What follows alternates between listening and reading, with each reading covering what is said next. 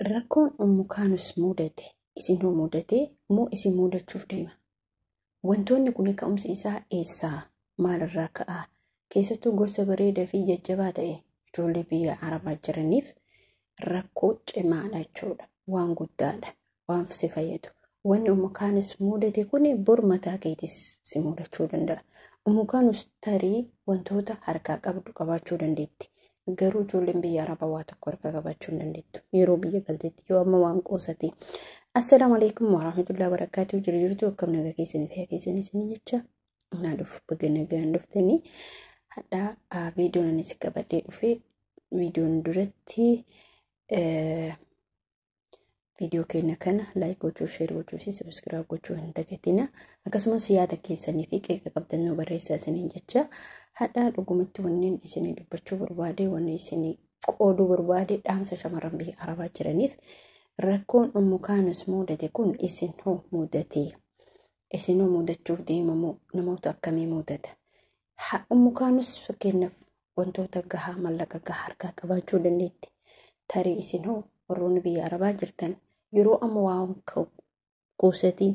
amma waan qusatiin keessatti yeroo biyya galtanitti waa harkaa dhabuu dandeettan. Hordoftootaaf kabajamtoota kiyya barumsa guddaa isinii ta'a jedhee yaada jechuudha.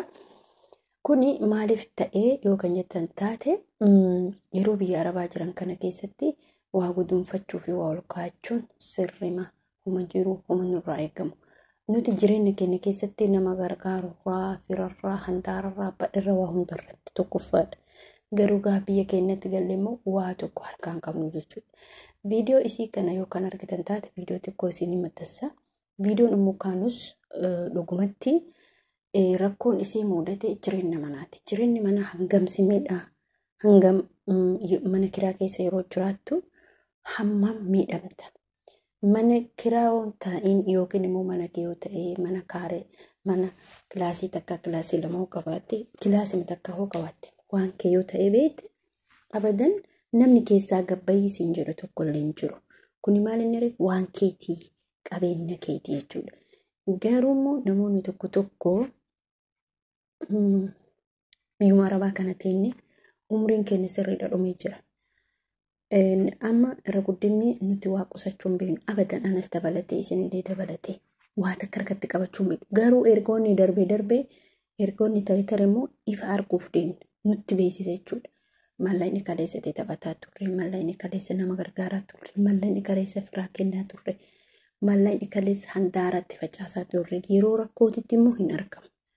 Yeroo waa godhadha jettutti immoo abadan hin argamu. Yeroo lakkee har'a mana bitadha yookiin har'a lafa bitadha jettutti mallayni kaleessatti taphatti sun har'a hin argamu. Gonkumaa isinii galee. Kanaaf wanneen isiniin jechuu barbaade obboloota koo biyyoota ambaa keessa jirtan bilis jabaadhaa of eegaa. Bulee kiyya kuni faayidaa kennaa nu fayyadaa. Yoo waa godhannee, yoo waa guduunfannee, yoo waa ol kaayannee waan namarra kaa'uun immoo tuyyuu jechuun kenniteef dhabde jechuudha. Qusannaan kee faayidaan kee waa hundiyyuu baankii qabaanna akkaawuntii qabaanna kalaas. Nama yoo asii galle yeroo hunda taasisabaa ijoollee biyya Arabaa kana jechuudha. Nutu nama gargaara. Dargaggeessi nutu nama gargaara. Kanaafuu mukaanus waa'ee mukaanus yeroo dubbadhetti jireenya isaanii erga galanii waggaa tokkoof wayina fakkaata. Waggaa lamaffaaf deemanii waggaa lamaaf deemanii fakkaata. Garuu miilaala mana isaanii san keessaa ari'anii mana kamtu qoshaashadha. Yani garuu manichi haaraa ijaaramaa jira. Mana ijaaramaa jiru. Har'a mana ijaaramaa jiru kana ofii isiiti. Oduu mana isii san keessa kilaasii tokko dhoo qabaatte ala baate kilaasii tokko dhoo qabaatte kilaasii san keessa daarallee taa'u achi keessa afattee farrashattee gateetti malee mana namaa gosii namaa qoshaasha namaa guurtee sirreessitu. Mee mana sawwaan isiin goote fakka ilaala. Dura maal fakkaata amma maal fakkaata? Mukaanus jechuun nama maashaallah dubartii jabduu dubartii miftuudha. Garuu mootiyyoo miidhaala. Hamma wanni ofiitiif hamma namni amma wanti biraa kabaja qabu. Wanni kee kabaja qaba. Wanni hambaa moo kabaja qabu. Siif kabaja qabu. Sa'aatii ma dhufe gasi darba. Meeshaa keetilee guuradhu siin jedha. kotota kee akka feete. Manni kiraa keessatti waan bareedallee bitachuu hin dandeettu. Maaliif yeroo san iddootti gurteessu guutuu cabakaa hin beekanii jireenya mana kiraa. Akkasitti hubadhaa obboleen kee. Kanaaf isin jechuudha ijoolleen biyyaan ba'aa jirtan kun gudunfadhu. Gudunfan faayidaa keetii. Gudunfan si fayyadaa. Gudunfan boruu si ta'a qofa otoo hin taanetti. Dhugumatti jechuudha dubartii ida ka darbeen seena'een. Ka dhufuuf yaadi. Ka darbee jira. Ati bira caraqaa takka inumatti dhugumatti yoo caraqaa takka qabaatte faayidaa see qabdi. Gaaf caraqaa san rabbiin irraa si kaasuu danda'a. Caraqama san gara jireenya biraatiitti si joorsuu danda'a. Garuu mootuyyuu walirra waa buufattee hojjettee mana bareeda bitachuu dandeetta. Lafa bareeda bitachuu dandeetta. Kilaasii takka irratti gad ijaarrattee mana viillaa ijaarrattee hin deemin. Mana bareeda ijaarrattee hin deemin. Yeroo irratti dabarfatta. Gisee kee irratti eeggatta. Waan keetii ol seentee gabbaata. Bishaanis dhugdee keessa bulte waan keetii. Maaliif har'a yoo asii galtanii barandaa jala teettanii har'a yoo asii galtanii kararra teettanii buna gurgurtaadhaan wantoota garaagaraa naannessuudhaan aduun keessan biyya bakka jireenya biyyaan baate humna kee kana humna ammaa kee kana qusadhu. Sa'aatii 24 TikTok irra teette jechuudha. Gaayi deebitee jiratu waan argite haasoftii maal jettii odeessite galgala jee deebitu ka'u jetta. Yoo rakkatte jedhan yoo beelee jedhan yoo kuni gargaari kun isa waa gaarummaa gudunfachuun kee dirqama. Rakkatallee gargaari dheebotallee gargaari misgiidallee gargaari garuu wanni ati qopheeffachuu qabdu wanni ati kaayachuu qabdu xiqqishoo san kennitee irra jirtu sana jikaachuu qabda. Obboleessi kiyyaa biyya akkana ta'e haadhaaf abbaa kee gargaari bira. Namni biyya keenyaa yoo gogaa jiidhaa kana qaama kee kana akkatti sirraa quuncise malee waan akka faayidaa siin qabu. Maaliif reen homata akkatti fakkaatu kan dadhabeen agarree dalageen argine. Biyya Araboo jedhan akkanumatti mallaqa waan fedhaniitti kenna kan se'an.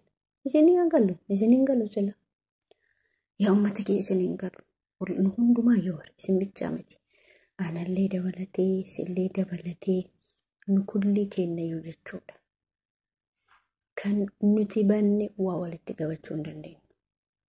Waa walitti qabannee waa fooyyessuu hin dandeenyu. Waa bitachuu hin dandeenyu. Ebaloo akkas ta'e ebaloo rakkadha barkama qabu qabeenya qabu kanatu kan midhaan qabu kanatu midhaan hin qabu jedhee midhaan xiqqishuma isii roobni irra jaabe midhaan roobni irra jaabe barana roobni hin jiru barana akkasii barana akkana jedhan. Kun hin taati jiran. Mee dubbimmaan akkanaa kun hin taati. Ani barkanatu na dhibaa jira. Wallaa kanatu na dhibaa jira. Obboleen kiyya waa hunda rabbi halaafisu waa hunda rabbiin keera hatasu. Nuti jabaanni waan keenya harka keenyatti galfachuu. Xiqqishuus taatu guddoos taatu qabachuu. Harka keenyarra wanni jiru boru namaan kanatti. Fakkeenya birri xiqqoo yoo qabattee galtee idduma takka yaani baay'illee miti. 200,300 yoo waa banatte irratti kalas barakaa sii godhatti akkasitti beeki. Kana yaani jetteetuma yoo tokko biyya rakkana jedhe dabarsu yoo ammallee ergi nama daabaraan an fikiyyaa beeka barbaanne isinitti odeessuuf waa'ee mukaanus kana viidiyoo isii kana argeetiniin wallaahi nasiin baay'ee nutti tokko natti dhagame. Maaliif hojjettanii dhugumatti jechuudha.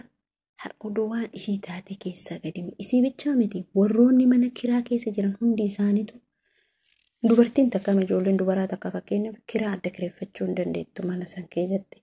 Yaani jechuun injiraamte fakkeenya yoo kireeffatte fira qabdi, obboleessa qabdi, obboleettii qabdi, laazim beeksisuu qabdi.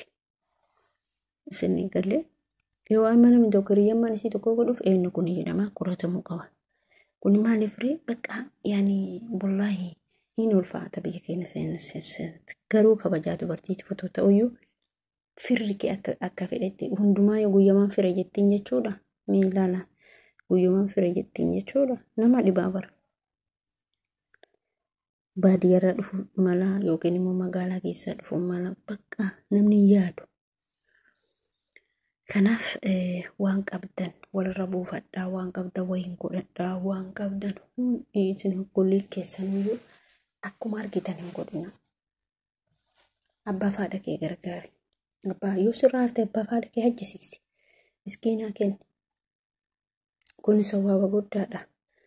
Garuu mootuu himaa inni obboleen kee wallaahi wanni nama jibbisiisu, wanni namatti dhagahamu, maa inni sinii galee albiyyaan baati galtee mana kiraa keessa galtee mana kiraa keessa si ari'anii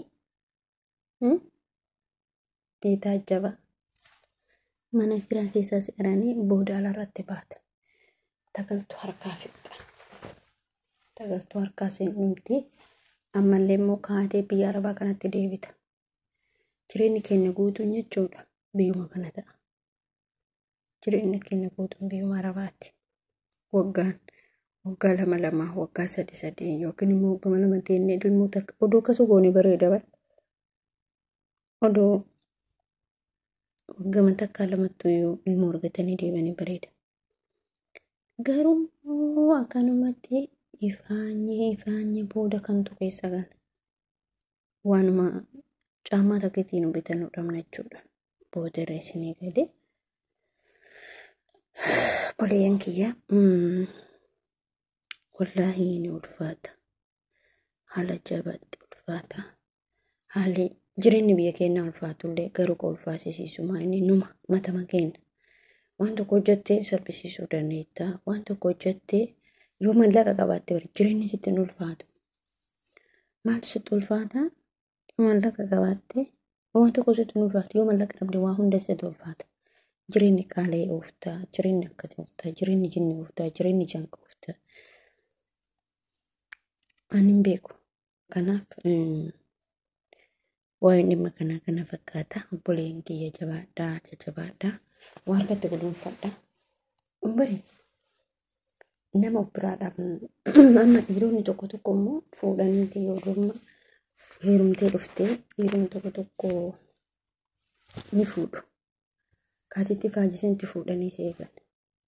Dhiironni tokko immoo kaanti faajisa walitti qabee kunuunsee mana bareedduu si ijaaree si eega. Tokko immoo akkasumatti karabbi jaamse akkasumatti jaametiin itti fuudha. Hin jiru kaa namni amma hin jiru. Namni amma bara kana keessa inni waan jiru.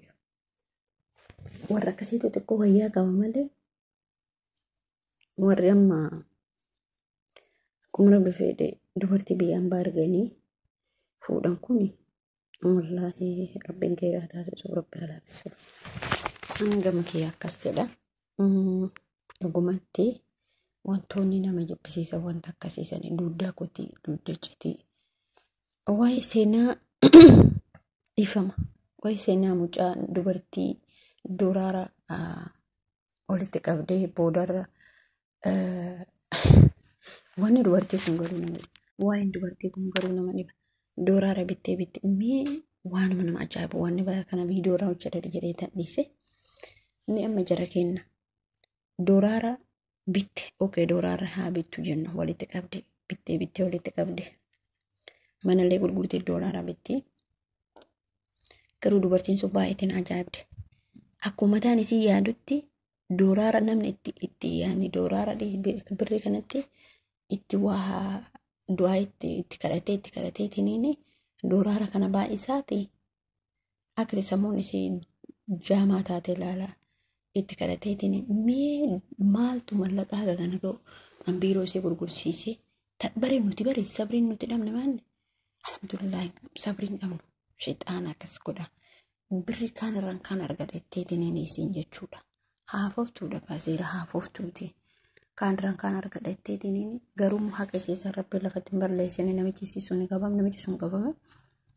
Taqabdu tana dhiiftee tiniini miiliyoona 3 tana dhiiftee tiniini waan nama ajaa'ibu. Duraara 100 duraara ni qabdi yaan. Abboon beekuun birri guddaadha. Duraara 100 fi wayi qabdi yaan ise duraara bittee jechuudha. Abboo isiin haftaamidha. Sunuu isii gaamii maal godhu akkas goote. Isiin barsanii ol taarrafuu fi subhanallah yaa jiruu nama keenyaa kana meelaala wallahi namni keenya kun bar mahaafayyu akirri isaa biyyee taate hin tartuuf karaa bira barsuufis jira garuu akkanaa kanan tartu oduma futun tartee tarii maaltu beekuu kun dumneemii fi mana maalii lama buusade qabayyan bittee yaani birri isaa sanii san rabbiin isii hojjuu danda'a. Baaliif namicha akkas godhe garuu isiin immoo akkamitti abbaa manaa isiitu dhiira biraa amanti. Abbaa manaa isii duuba hojii biraa hojjette. Abbaa manaa isii duuba kana maali? Barxiqqaattolee guddattolee abbaa manaa isiisa wajjin isiin mari'attee hojjechuun dirqama. Akkam maaliif nama dhiba? Dhugumatti baay'ee nama dhiba. Alaa kulli haala. Dubartoonni qalbiin isaanii qalbiin teenne akkuma harminarra urarraatee rabbiin haqa namaa miliisini isiisanillee rabbiin haqa isiin miliisini guddima dhagayaa deemna guyyaa marraa jechuudha taarikuma dhagaa deemna guyyaa marraa waanuma haaraatti dhufa jechuudha na ajaa'iba dhugumatti ana kullaala rabbii waan hundaa laafisa waan hundaa khairaa taasisu asumaanii wanni isintti dhaamachuu barbaadu. Please video tietan share godhaa like godhaa subscribe godhaa na jajjabeessa isinin jechuu barbaada ummata kiyya qashtii ummata jaalalaa ummata kabajamaa ummata jaalatamaa video tietan ko YouTube kiyyan qorisiisina na jajjabeessa na bira dhaabbadhaa isin jechuu barbaada namoonni yaada qabdan وهنتمان وفقودا أكسي إن شاء الله ربي حالافزو تنفكاتي سنين يجبر بعد ورتفتو تفكب جمدو تكي أما فيديو براتو ولي تليبنو تنغاتي